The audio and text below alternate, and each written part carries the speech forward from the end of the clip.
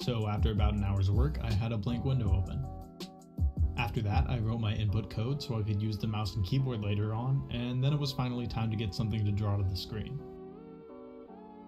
Getting just one thing to render in modern OpenGL is actually pretty involved since you have to get things like shaders and buffer objects set up, but I made sure to write the code in such a way so that the same code could be used for later on when I needed to start drawing cubes.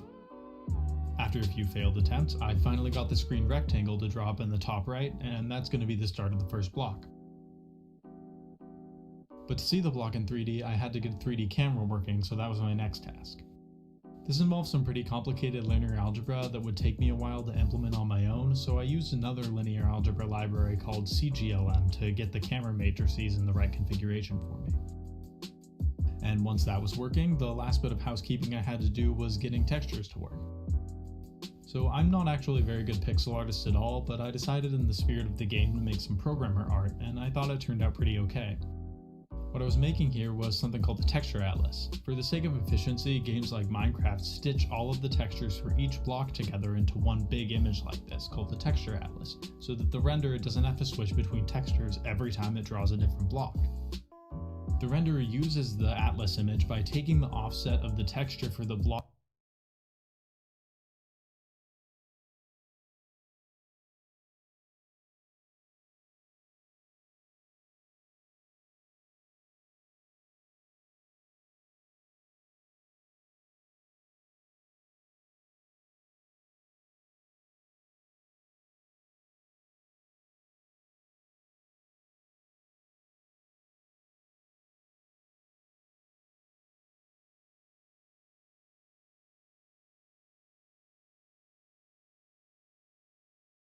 block being drawn in the atlas, and then mapping its pixel space coordinates in this 256 by 256 pixel image into the 0 to 1 UV coordinate space. Those are then the texture coordinates that are used for the block. Here we can finally see that working with a single grass block. From there, my next goal was to get multiple blocks drawn to the screen. This involves a bit of infrastructure setup since it will be really inefficient to treat each block as an individual, and there needs to be some sort of subdivision system. Minecraft uses a system of chunking, where each chunk is 16 by 16 by 256 blocks, and I decided to do something similar. After maybe an hour or so, we can see that in action here with the small issue that we're still drawing faces on the inside of the chunk that aren't actually going to be visible to the player. And you can see from this wireframe render how much extra rendering that is, so it's pretty important for efficiency with the larger world that those extra faces are removed. So I wrote a quick fix for that, where each block face checks if the block's neighbor in that direction is solid, and if it is, then the face doesn't render. You can see the wireframe looks a lot better now, and we're not drawing anything that the player isn't going to see. From there on, it was a good hour or so to get the world working, with multiple chunks where extra block faces wouldn't draw in between chunks. And then it's pretty simple to make the world infinite. We just replace chunks that are further from the player with chunks that are nearer to the player as the player moves around in the world. We can see that in action here. As we fly away from far chunks, they get replaced by ones that are nearer to the direction that we're flying.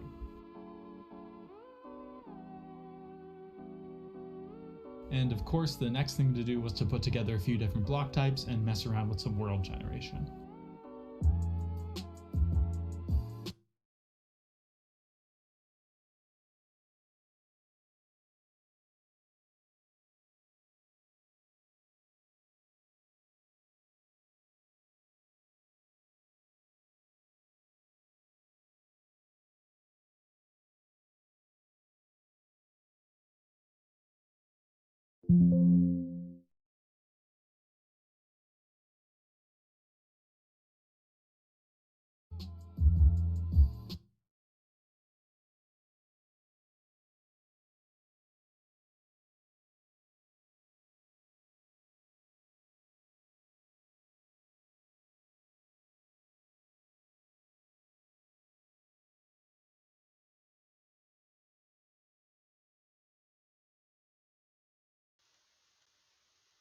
What about now?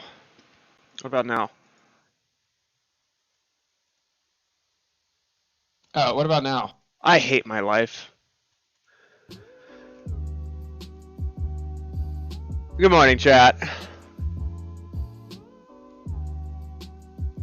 God damn it. The last bit I wanted to finish before making this really look like Minecraft was making block breaking work. I was just curious. I was curious on how into the world and this shit the was made, coordinates and face of or the like first this guy's block approach. that ray intersects with. And we can see block breaking at work here in this drawing that I made.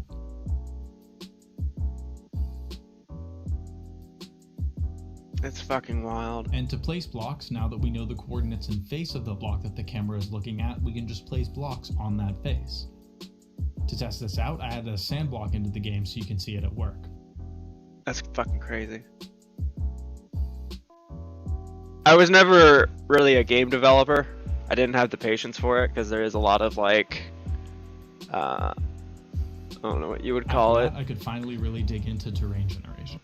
Like, there's a lot of shit that you just have to... Fuck.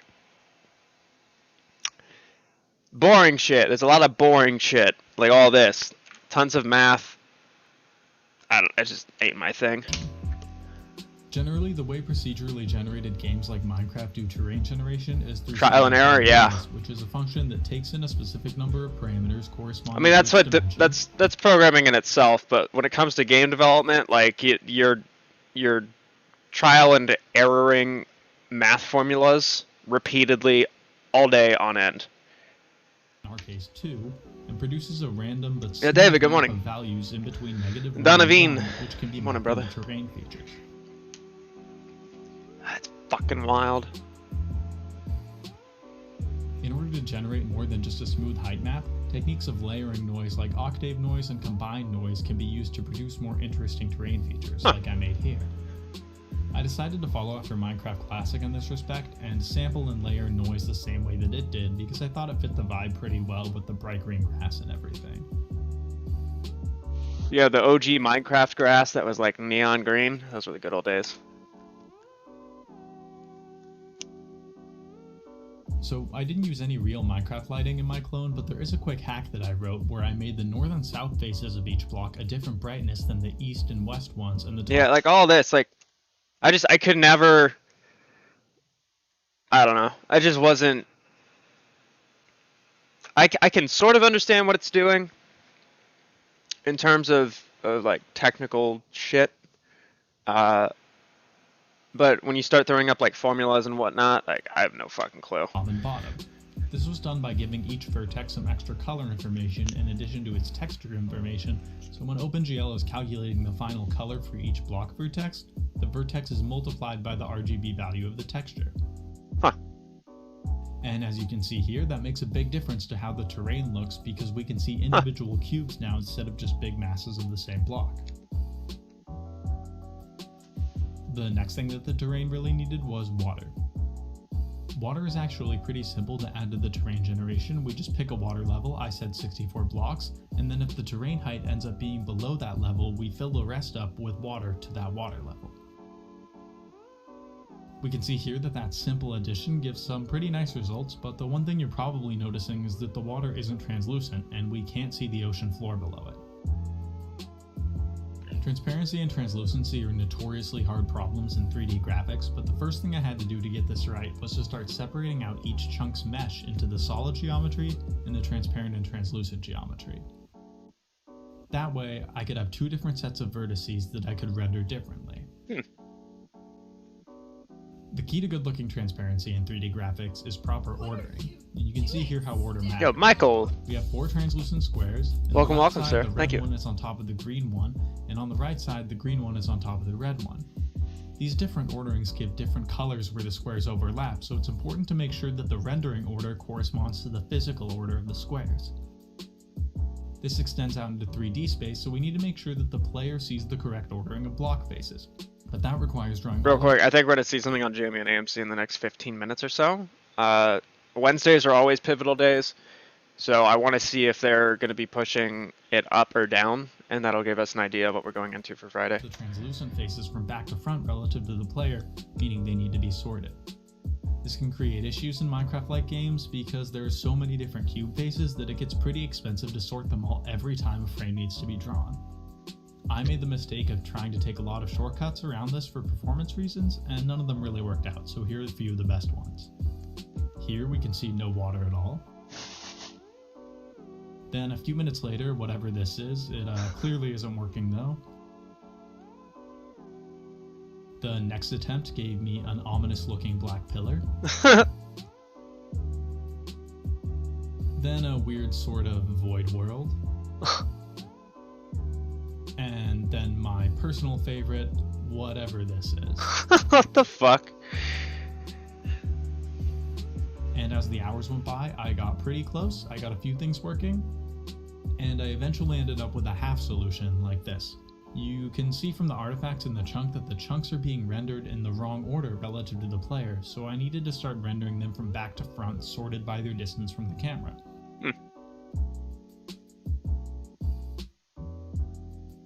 And you can see here, I did finally get that working, and then everything looked pretty good.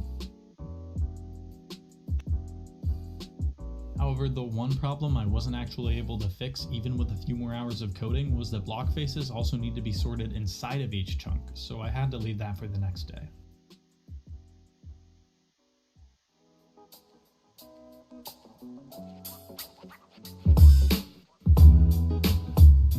Thought I was about to hear a Biggie song.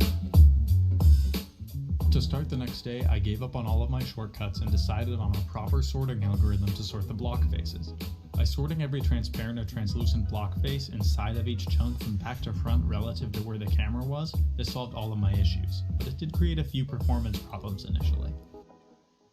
So to combat the performance issues, I came up with a few criteria about when to sort the faces in each chunk. The faces in the chunk the player is in are sorted whenever the player moves between blocks, and the faces in the chunk the player is in every chunk around that chunk are sorted when the player moves between chunks. This leads to a good trade-off between. Have you seen what Matt is transparency wearing? and Go actual look. Oh playability. god. Jimbo!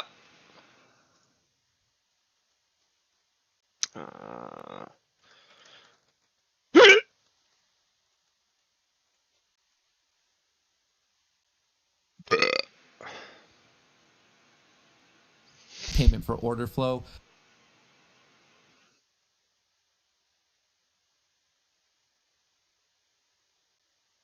So if you want to trade for free, get free stock for signing up. And you could also then see what's in my public portfolio, not public as in out there, but public, like literally the name of the brokerage. I just pinned that to the top of chat, but public.com/MattKors. You can see what's the equities that I'm invested in, the ETFs that I'm invested in. So free trading, no market makers, no payment for order flow, up to $70 of free stock. And you can see what's in my brokerage here, like the ones that I'm particularly invested in.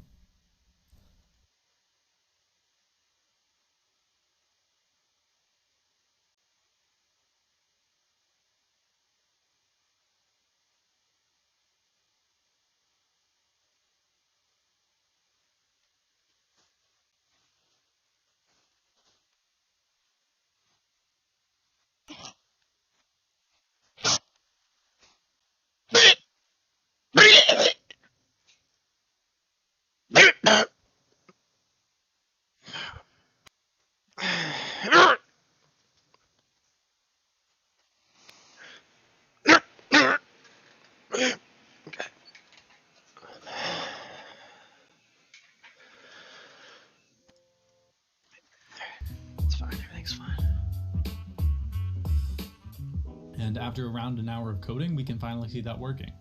I also added in some throttling so that only one chunk can change its mesh each frame.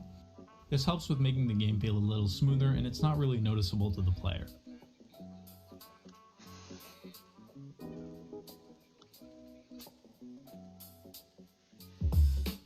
From there, I wanted to add some greenery into the world, so I started to work on trees. These are generated by giving every vertical column of blocks that's in a plains biome a 5 in 1,000 chance of generating a tree trunk. And some basic randomness like that generates a pretty nice distribution of trees throughout the world.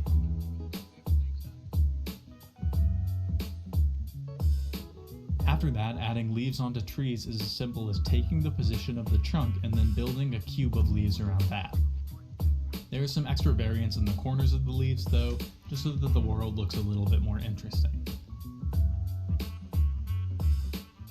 This is also about where my pixel artistry kind of falls apart, so I spent some extra time trying to fix up the leaves texture and make it look a little bit nicer. Generating structures like trees though, I started to encounter another really common issue with Minecraft-like games, which is what should happen when a structure like a tree needs to generate leaves across chunk borders, but the chunk hasn't been loaded yet. This can create issues like we see here, where this tree has sort of just been cut off by a chunk border.